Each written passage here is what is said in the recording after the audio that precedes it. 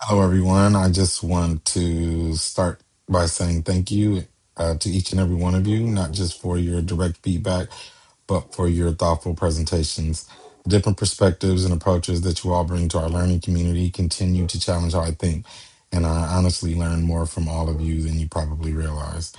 I really appreciate the effort you put into this process. The comments that stood out to me the most came from Nancy Fawakiri. And Nancy, I apologize if I butchered your name. Your feedback truly impacted me because it challenged the way I view reward systems.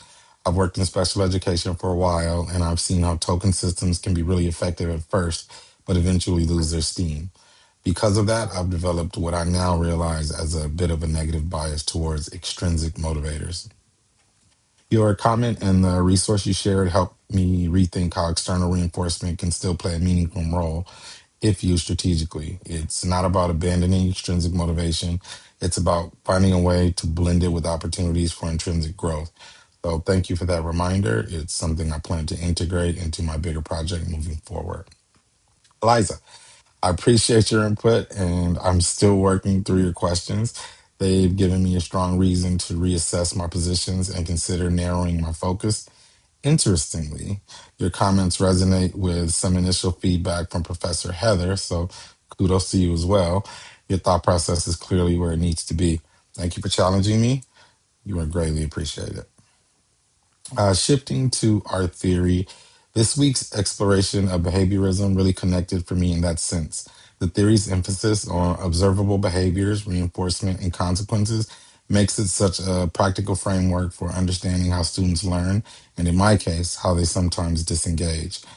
What I find powerful is that behaviorism gives us the tools to shape learning environments where positive behaviors are recognized and repeated, which is essential when working with diverse learners who need consistency and structure. However, I've also learned that behaviorism alone can't address every layer of a student's experience. That's where I started to connect it to Bronfenbrenner's bioecological model.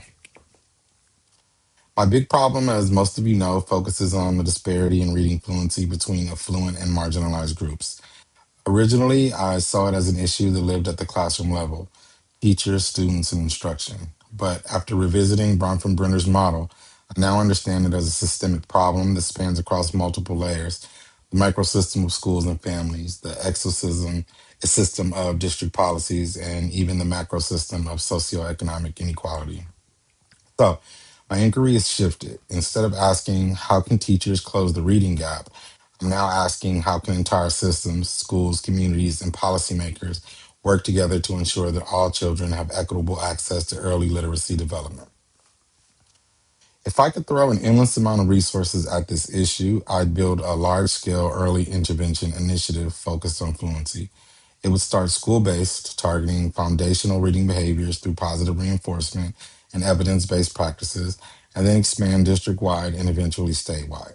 Behaviorism fits in here because early intervention relies heavily on consistent reinforcement, whether that's celebrating small literacy milestones or integrating adaptive systems that keep students motivated as they grow.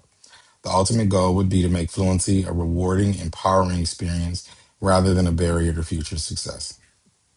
Overall, learning about behaviorism and receiving feedback from all of you has helped me reframe how I approach motivation and learning systems. It's not about choosing between intrinsic or extrinsic motivation. It's about knowing when and how to use both to create sustainable growth for our learners. So thank you again, Nancy, Jazz, and Elizabeth. And thank you to everyone for continuing to challenge and inspire me. I'm looking forward to hearing more of your insights as we keep building on these ideas together. Onward.